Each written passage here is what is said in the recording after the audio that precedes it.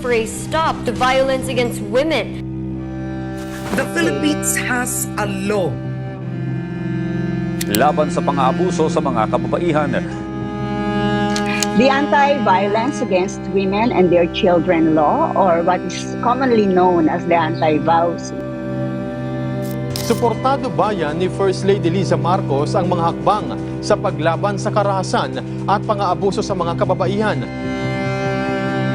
As we celebrate the International Day for the Elimination of Violence Against Women, wakasan ang karahasan laban sa kababaihan.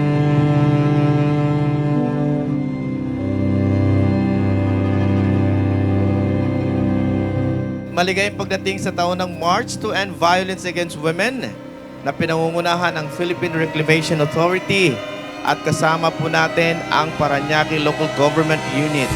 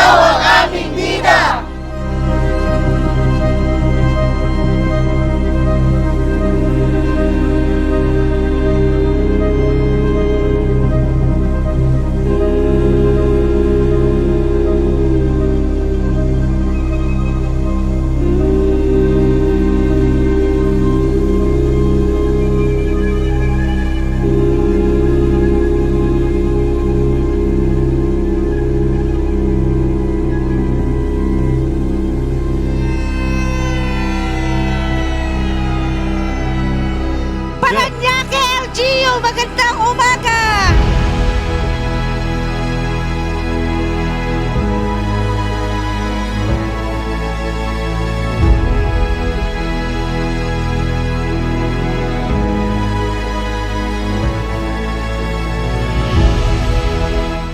Day campaign or Violence Against Women ay taon-taon po ginagawa ito mula November 25 to December 12. Buong Pilipinas po yan.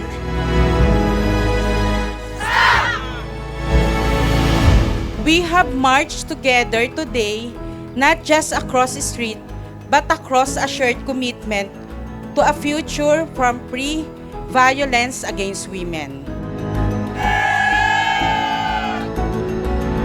Ngayon po, sabay-sabay nating paliwanagin ang umagang ito bilang simbolo ng ating pagkakaisa sa laban kontra karahasan.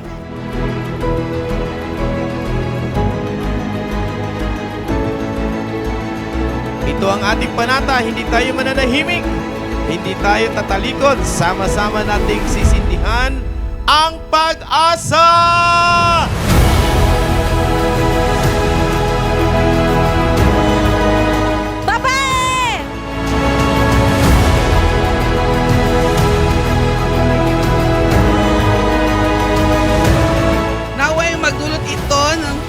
Malayan, hindi lamang sa mga kababaihan, ngunit gayon din sa karamihan at maging sa makabuluhan ng ating programa na may layuning mag-ipon ang lahat tungo sa pagkakaisa, pagbubukas sa kaisipan tungo sa isang ligtas at malakas